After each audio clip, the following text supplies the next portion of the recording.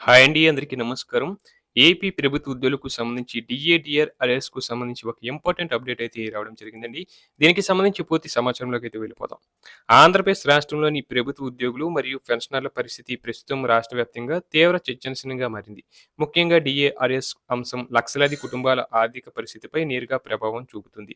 గత కొన్ని సంవత్సరాలుగా పేరుకుపోయిన బకాయిల కారణంగా ఉద్యోగులు, పదవి విరమణ చేసిన పెన్షనర్లు తీవ్రమైన ఆర్థిక ఒత్తిడిని ఎదుర్కొంటున్నారు. పిల్లల చదువులు, వైద్య ఖర్చులు, కుటుంబ అవసరాలు, అప్పుల భారం ఇలా ప్రతి విషయంలో ఈ బకాయిల కోసం ఎంతో ఆశగా ఎదురుచూస్తున్నారు.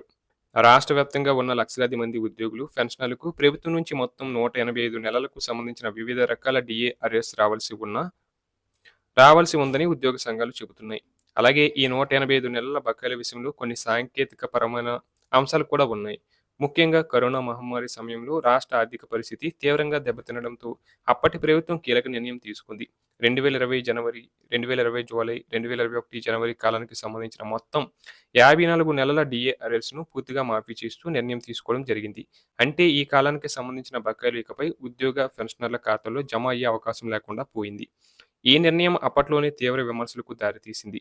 ఉద్యోగ సంఘాలు దీన్ని ప్రభుత్వ ఉద్యోగులపై జరిగిన పెద్ద ఆర్థిక అన్యాయంగా అభివర్ణించాయి.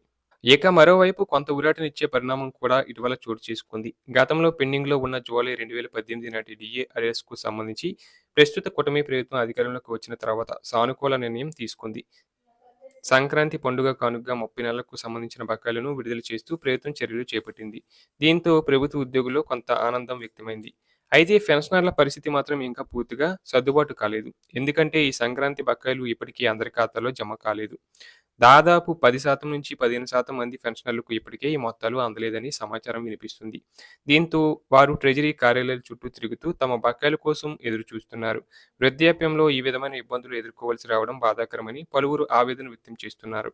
అలాగే ఇంకా మిగిలి ఉన్న 2020, 2021, 2022 కాలాలకు సంబంధించిన ఇతర పెండింగ్ డీఏ బకాయిల విషయానికి వస్తే ఉద్యోగులు, పెన్షనర్లు ఇప్పుడు ప్రభుత్వం వైపు ఆశగా ఎదురుచూస్తున్నారు.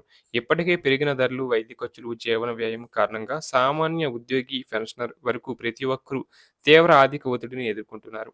ముఖ్యంగా వృద్ధాప్యంలో ఉన్న పెన్షనర్లకు ఈ బకాయిలు ఎంతో ఉపశమనం కలిగించే అవకాశం ఉంది. చాలా మంది పెన్షనర్లు తమ మందుల ఖర్చులు, కుటుంబ అవసరాలు, అప్పులు తీర్చడంలో ఈ డబ్బు వారికి ఎంతో సహాయపడతాయని చెబుతున్నారు.